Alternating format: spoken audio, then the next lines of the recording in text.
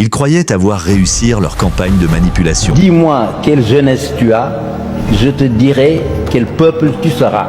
Et aujourd'hui, le peuple sénégalais s'affiche dans sa jeunesse la plus noble, la plus consciente, la plus déterminée. Car ce 8 novembre 2025, ce n'est pas un simple rassemblement, c'est une proclamation, un réveil, une déferlante. À l'appel de Ousmane Sonko, la capitale s'est métamorphosée. Les places, les rues, les artères de Dakar ont vibré dès les premières heures. Le parking du stade Léopold Sédar Senghor était déjà plein à craquer avant l'arrivée du leader. Les t-shirts, les brassards, les chants, la marée humaine, tout se conjuguait pour dire « nous sommes debout ». Cette jeunesse, tu la vois sur les visages, les yeux clairs, le sourire ferme, la foi intacte. Elle est venue de partout. Thiès, Kaolack, Ziguinchor, Louga, les cars, les motos, les bus, les familles entières ont convergé. C'est la détermination nationale incarnée. Et au-dessus de cette foule, le message clair, nous sommes prêts, nous ne céderons rien. Parce que cette jeunesse sait, elle a vu.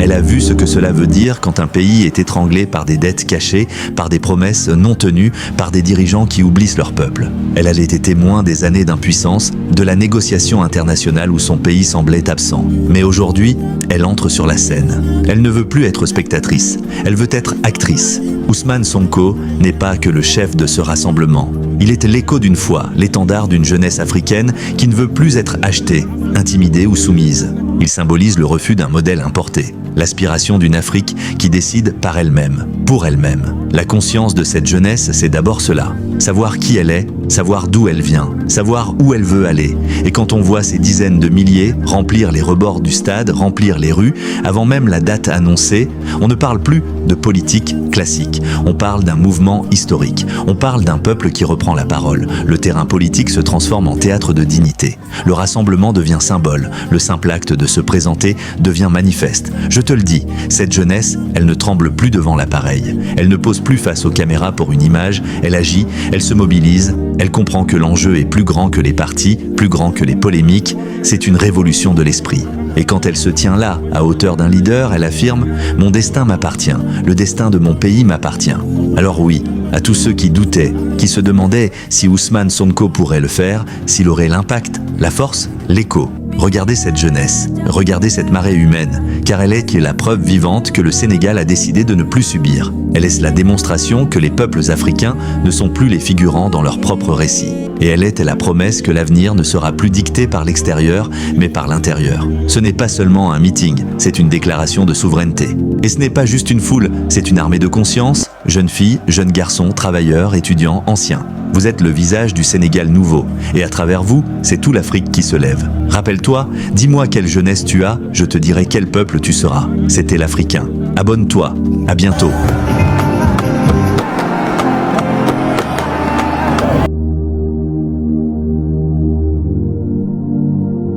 Vous avez vu ces images ?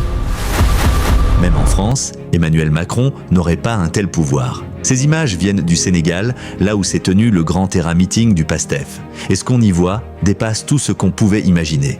Des foules, oui. Des cris de liberté, oui. Mais surtout, après la tempête, le respect, la discipline, la conscience. Les patriotes sont revenus.